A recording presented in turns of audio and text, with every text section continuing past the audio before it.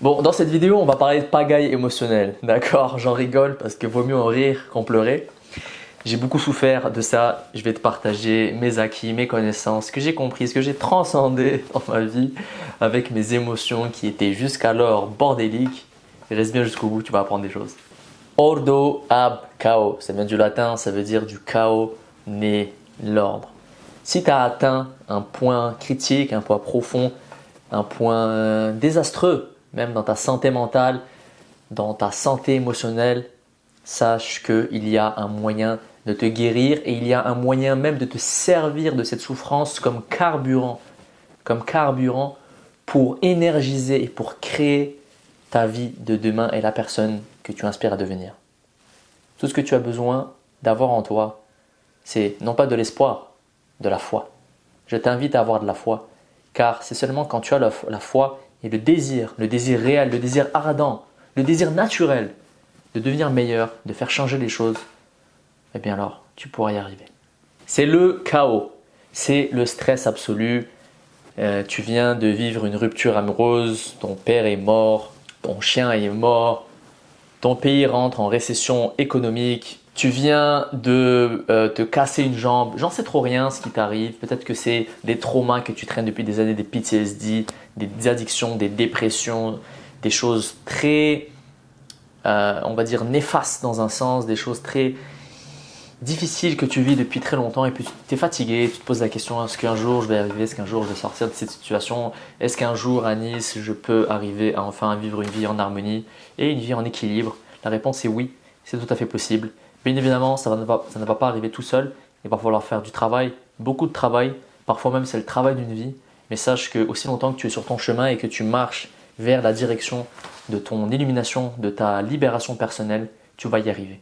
Tu vas y arriver non pas parce que c'est une fin en soi, mais parce que tu marches le chemin qui te mène à la libération. Stress, anxiété, terreur, il y a énormément de choses dans la vie d'un humain en termes émotionnels qui peut nous abîmer, qui peut nous détruire, qui peut nous créer des choses très graves, parfois même la mort. Mais sache que lorsque ce chaos se présente dans ta vie, c'est une opportunité extraordinaire pour voir ce qui ne va pas, pour voir ce qui cloche et enfin entamer un processus de guérison et un processus de transformation personnelle. Et oui, parce que aussi longtemps que quelque chose ne fonctionne bien, n'est-ce pas, lorsque ta voiture fonctionne très très bien, tu te rends au travail, tu fais toutes tes affaires et il n'y a aucun souci, eh bien tu ne vas pas nécessairement lever le capot pour regarder ce qui cloche, s'il y a quelque chose de brisé, s'il faut éventuellement réparer une pièce, n'est-ce pas? Évidemment, personne ne fait ça. Mais par contre, quand elle est cassée, là tu la ramènes directement chez le garage. Enfin, je te le souhaite, tu devrais le faire en tout cas. Alors c'est la même chose avec les humains finalement. Donc nous, lorsqu'on est bien, lorsqu'on pense que ça va bien, c'est pour ça que je vais revenir sur le point le plus important lorsqu'on parle de transmutation personnelle et de transformation, qui est la conscience. Eh bien, tant et aussi longtemps qu'on agit dans notre vie et que finalement tout va bien, on n'a pas besoin de s'arrêter pour regarder. Mais il y a un vieil adage qui dit « vaut mieux prévenir que guérir » et c'est tout à fait vrai. C'est vrai pour ta voiture, mais c'est vrai également pour nous, pour nos psychés et pour nos vies humaines.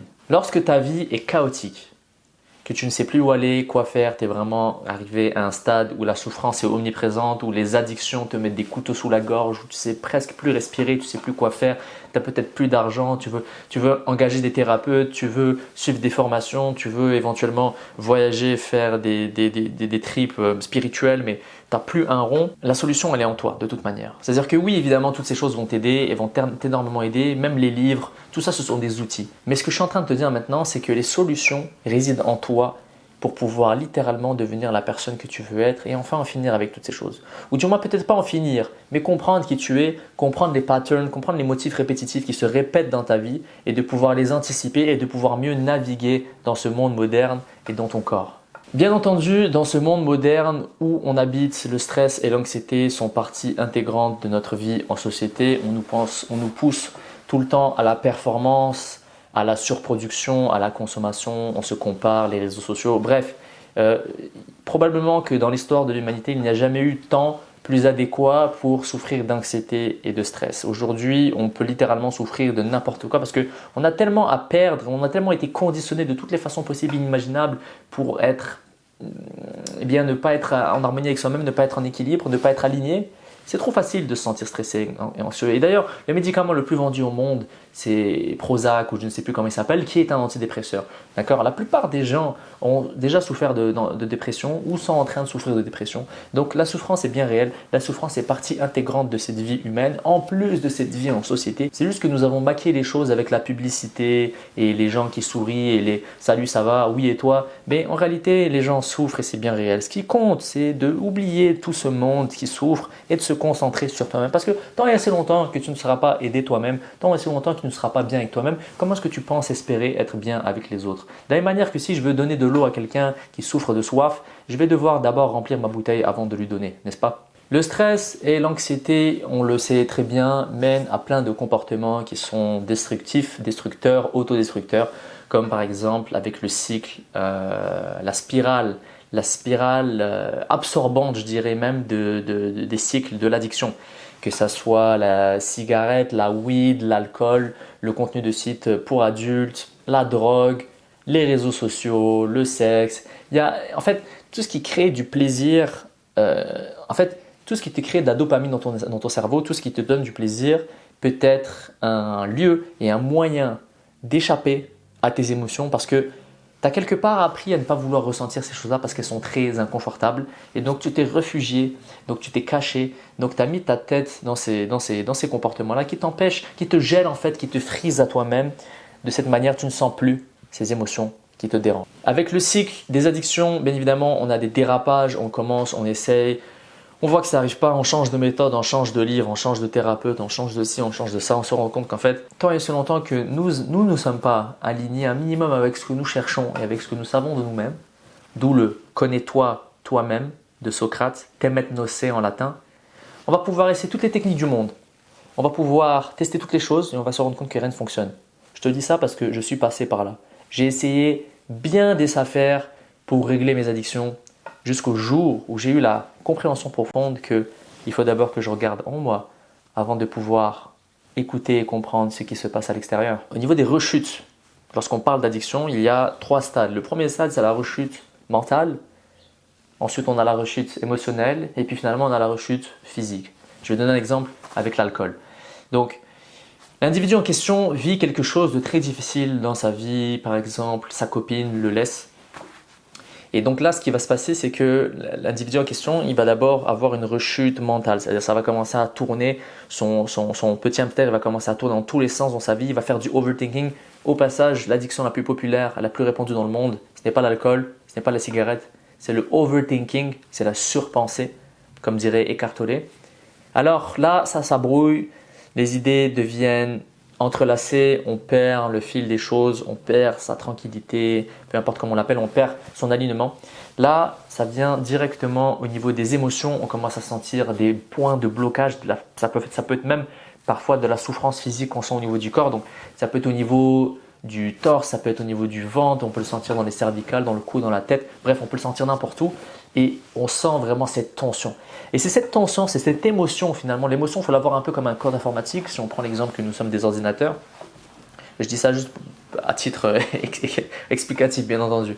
Donc c'est comme si en fait cette émotion très négative qu'on ressentait en nous en ce moment, modifier finalement comme un algorithme, modifier le code de ce que nous sommes pour nous faire agir d'une manière qu'on ne veut pas agir. Donc la personne se fait laisser par son conjoint ou sa conjointe. Ensuite, il sent toutes ces émotions super néfastes. Bien évidemment, il n'en a pas conscience ou il n'en a pas vraiment conscience. Il sait qu'il se sent mal, mais sans plus. Et là, ensuite, il va y avoir la rechute physique. Il va avoir naturellement l'envie, le besoin, la sensation extrêmement forte d'aller chercher sa bouteille d'alcool dans son tiroir, dans son frigo, peu importe, pour aller consommer ce produit de manière à ce qu'il se sente dans un état modifié de conscience, qu'il aille en fait dans un état modifié de conscience de la manière à ce qu'il ne va plus regarder à l'intérieur de lui, il ne va plus se regarder, il ne va plus se sentir, il va sentir une version altérée de lui-même. Et c'est ça les comportements d'addiction, c'est ça les comportements de fuite, c'est ça les comportements de je ne veux pas affronter, je ne veux pas sentir, je ne veux pas ressentir ces émotions-là, je cherche à les fuir. Et donc là, la personne en question va aller chercher sa bouteille de whisky, va aller fumer son joint, va aller se plonger des heures dans du contenu pour adultes. Peu importe, il va juste échapper à ses réalités pour ne pas sentir ces émotions-là. Or, le plus important, je le dis et je le dirai jamais assez de fois, c'est de cultiver sa conscience. C'est d'avoir assez de awareness, c'est d'avoir assez de conscience, de niveau de présence pour observer ce qui se passe en nous, pour le comprendre, l'intégrer sans le juger. Parce que l'homme en question qui souffre d'une addiction, parce que, mettons, sa conjointe l'a quitté. Là, on ne va pas rentrer dans la vie du personnage en question qui a eu des blessures à l'enfant, qui s'est fait rejeter, que ci, que ça, qu'il a grandi pauvre. C'est juste qu'aujourd'hui, c'est un adulte et il a de la misère, il a de la difficulté avec ses émotions. C'est correct, c'est le cas de beaucoup de personnes. Donc cette personne, cet homme-là, lorsqu'il va se faire quitter, c'est en dehors de sa zone de contrôle. Dans le sens où il se fait quitter, il n'y a rien à faire.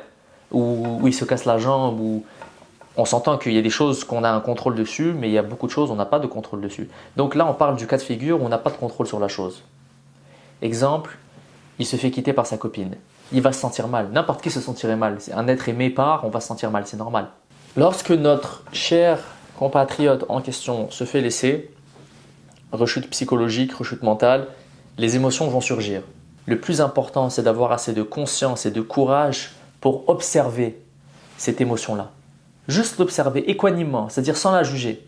Parce que de toute manière, anicca, comme on dit en sanskrit, tout ce qui vient part, tout ce qui vient part. C'est la loi de l'impermanence. Je suis impermanent, tu es impermanent. Même cette planète Terre, un jour, sera réduite en néant et ne sera que poussière. Poussière tu es, poussière tu redeviendras.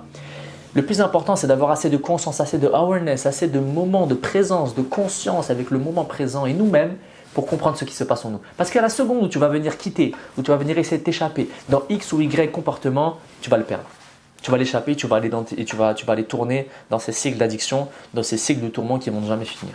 Par contre, si tu es capable de pleinement absorber cette sensation, aussi désagréable soit-elle, aussi difficile soit-elle, que ce soit la honte, la culpabilité, le remords, l'échec, le rejet, bref, peu importe comment tu te sens, tu observes équanimement, on peut dire tu observes de façon stoïque, équanime et stoïque c'est pareil, mais tu l'observes cette émotion-là. Le problème c'est que le niveau de conscience d'un individu, il ne se développe pas tout seul. On ne nous a pas appris à l'école comment développer notre niveau de conscience. Probablement que nos parents ne nous ont pas appris comment développer notre niveau de conscience. Nos meilleurs amis, ce n'est pas quelque chose qu'on parle sur les réseaux sociaux ou qu'on parle sur la télé. Bien entendu que non.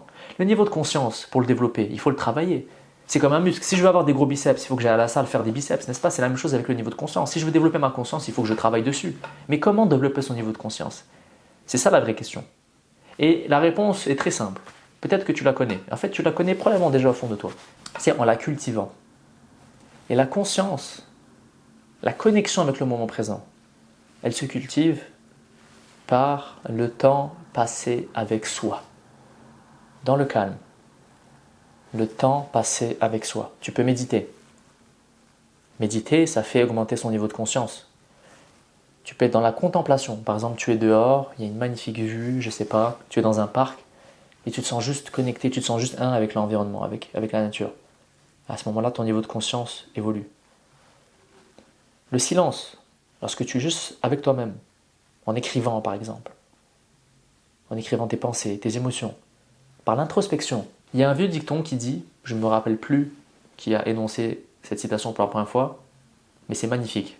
90% des problèmes de l'homme peuvent être, homme avec un H majuscule, peuvent être résolus en s'asseyant dans une salle silencieuse. Tu dois développer ton niveau de conscience. Si tu veux sortir de tes patterns, si tu veux sortir de tes motifs destructifs, si tu veux enfin te libérer, tu ne peux pas sans développer ta conscience. Évidemment, dans ce monde super actif dans lequel on vit, on te dit tout le temps de faire ci, de travailler, de faire ça, de lire plein de livres. Ralentis mon ami, ralentis parce que c'est le niveau de conscience qui va te permettre de comprendre ce qui se passe. Autrement, tu n'as aucun outil. C'est comme un navigateur sur son bateau qui veut regarder au loin et qui regarde comme ça avec ses mains. C'est pas le bon outil, c'est un télescope qu'il faut, je ne sais pas comment on appelle ça, un longscope. Right? Ce longscope en question, c'est ça le niveau de conscience, c'est ce qui va te permettre de regarder en toi et de comprendre ce qu'il se passe. Cultive le moment présent, cultive la conscience du moment présent. Here and now. En ce moment, tu regardes cette vidéo tout de suite sur ton téléphone ou sur ton ordinateur ou sur ta télé. Tu te connectes à l'instant. Juste prends l'instant. Juste prends quelques minutes pour observer ce que tu ressens en toi. Je veux dire, après tout, nous ne sommes pas des human doings, nous sommes des human beings. Nous sommes des êtres sentients, nous avons des émotions. Tant et aussi longtemps qu'on est détaché de nos émotions. Et je l'ai été très longtemps détaché de mes émotions. J'ai tout le temps été très warrior, guerrier, je ressens aucune émotion, je peux travailler 24 heures sur 24. J'ai vécu ces choses-là, j'ai fait mes erreurs. Je me suis renseigné, j'ai travaillé avec des thérapeutes et je suis encore en train d'apprendre sur moi-même, bien évidemment. Je suis dans mon processus d'individuation. Mais il faut faire ce travail difficile sur soi. Autrement, il n'y a pas de source de réalisation externe à nous-mêmes. Nous sommes la personne dont nous avons besoin. C'est tout. Et une fois que tu vas pouvoir observer tes émotions, une fois que tu vas pouvoir observer la manière dont tu te sens, eh bien ensuite, il faudra faire un travail d'intégration. Il va falloir accepter ces émotions-là. Il va falloir leur donner l'espace, il va falloir leur donner l'amour, il va falloir les comprendre, il va falloir aussi les écouter. L'émotion que je sens ici liée à la honte, par exemple. Qu'est-ce que la honte essaie de me dire? Qu'est-ce que la honte veut me montrer? Qu'est-ce que la honte a besoin pour qu'elle puisse s'épanouir, s'affaisser et finalement, entre autres, repartir? Même si les émotions, c'est des émotions humaines, elles ne repartiront jamais, elles sont là, elles seront toujours là. Mais qu'est-ce qu'on peut faire pour que ces émotions-là travaillent avec nous et non contre nous? Parce que oui, c'est une part de notre personnalité. Et la personnalité humaine, c'est quelque chose de très complexe. Et nous avons beaucoup de fragments. Une fois que tu auras fait ce travail d'intégration de tes émotions, d'intégration de ta personne, tu vas pouvoir transmuter ton énergie, tu vas pouvoir la transférer vers autre chose, tu vas pouvoir la mettre dans un projet, tu vas pouvoir la mettre dans une relation, tu vas pouvoir la mettre dans un voyage, tu vois, cette énergie-là, elle sera plus dilapidée. Parce que lorsque tu es dans tes schémas d'addiction, dans tes schémas de souffrance, dans toutes les choses finalement qui te dérobent à toi-même, tu perds toute ton énergie vitale. Or, c'est exactement cette énergie vitale qui va te permettre de réaliser tes rêves, qui va te permettre d'avoir tes visions, de faire les choses que tu veux, d'avoir des enfants, de voir le monde, de faire ci et de faire ça. Sinon, tu seras le spectateur de ta vie et non l'acteur. Et oui, je le parle un peu avec un ton aigri, c'est parce que j'ai fait toutes ces erreurs. Et aujourd'hui, je veux te les partager. Je veux que tu les comprennes. Parce que je les ai enfin compris. C'est seulement maintenant que ma vie commence à changer. Et je veux qu'elle change pour toi aussi. Je veux partager et je veux t'aider. D'ailleurs, je le dis tout le temps, je suis seulement un serviteur. Je suis un humble serviteur. Sans plus. Et la transmutation d'énergie, c'est ce qui va te permettre de créer la vie de tes rêves. Parce que là, si tu lances ton business, par exemple, et tu apprends sur la vente, et tu apprends sur le marketing, et tu apprends sur l'opération système, et comment faire ci, et comment faire ça, et comment avoir un bon logo, et comment parler aux gens, et comment le service... Mais si au fond de toi, tu n'es pas bien, tu n'es pas aligné, tu es complètement détaché de tes émotions, tu mènes une vie qui n'est pas vraiment la tienne, et tu fais que plus t'éloigner de qui tu es, t'as beau prendre le meilleur coach de vente au monde, t'as beau prendre le meilleur marketeur au monde, tu vas t'auto-saboter et tu vas détruire toi-même tes propres plans. Et cela ne va te mener à rien. Jusqu'au jour où tu vas comprendre que oui, ces choses-là peuvent t'aider sur le plan extérieur, mais si à l'intérieur tu n'es pas déjà en équilibre, si à l'intérieur tu n'es pas déjà en harmonie, ce que tu fais à l'extérieur ne fonctionnera jamais. Ça, je te le dis, je l'ai vécu, ça ne fonctionnera jamais, ou du moins ça fonctionnera un certain temps, puis ça s'écoulera. Et tu vas répéter ce processus maintes fois, jusqu'au jour où tu réalises qu'en fait, c'est à la racine que tu devais regarder. Pas au niveau des branches. Ordo ab chaos, du chaos naît l'ordre. On prend un exemple, la théorie du Big Bang. C'est un chaos, c'est le plus grand chaos qui a existé dans l'univers. Si on part du principe que l'univers lui-même s'est créé d'un Big Bang, d'une collision. Mais prenons la planète Terre. Collision, chaos absolu, création d'une structure, création de l'ordre. Si tu es dans ce stade de ta vie où c'est le chaos absolu, où c'est le bordel, où tu n'as plus rien, tout ce que tu essaies de jongler, tout s'est échappé, eh bien c'est le moment, c'est l'appel de la vie pour que tu puisses enfin créer une structure, créer un protocole, créer une rigidité, revoir ta structure de bâtiment. Peut-être que la structure du bâtiment sur laquelle tu as construit ta maison a été complètement pourrie. Et il fallait faire un grand ménage et il fallait faire une grande reconstruction. Eh bien c'est ça que fait le chaos. La maison s'effondre parce qu'il y a eu une grosse tempête. Et là, on peut voir enfin les fondations qui sont complètement bousillées, détruites, délabrées. On les reconstruit. On fait une structure solide, on crée un protocole. Ça nous permet de construire notre maison et ça permet de construire même un gratte-ciel si tu le suis. Le protocole, c'est l'ordre. L'ordre, c'est la vie. Et ça vient en cycle. Sauf qu'à chaque fois, tu montes Tu passes par une, tu vois, ça fait des loops comme ça. Hop, hop, tu montes, tu fais un full cycle éventuellement, tu stagnes, tu remontes. L'essentiel, c'est juste de monter. La vie, ce n'est pas une fin en soi, c'est un chemin. C'est une voie, c'est un parcours. C'est un parcours. Apprécie chaque pas que tu fais dans cette vie. Apprécie chaque respiration, baby, que tu prends. Ah. Mais reste équanime. Reste équanime. Observe. Et apprends. En ayant un protocole, tu vas pouvoir exactement savoir lorsque tu rechutes, lorsque tu dérapes, lorsque tu fais des choses que tu n'es pas supposé faire. Tu vas pouvoir faire de la prévention sur toi-même, autant sur ta mentalité, sur ton mental, sur ta psyché, que sur tes émotions, que sur tes actions elles-mêmes. Développe ta conscience, étudie-toi, observe-toi. Éventuellement, si tu le souhaites, bien sûr, prends des livres, prends des thérapeutes, quoi qu'il en soit, mais surtout observe-toi. Réalise, ouvre les yeux, regarde à l'intérieur. Et tu verras que les plus grands secrets de l'univers sont en toi. Voilà, c'est la fin de la vidéo. J'espère que ça t'a plu. La pagaie émotionnelle, c'est une chance. C'est une chance inouïe que la vie te donne pour comprendre qui tu es. Et enfin changer ta trajectoire pour prendre ta vraie voie. Pour prendre la voie qui va te mener vers ton illumination et qui va te permettre de réussir ta vie. Ce qui compte, c'est pas de réussir la vie. Ce qui compte, c'est de réussir la tienne. Ciao.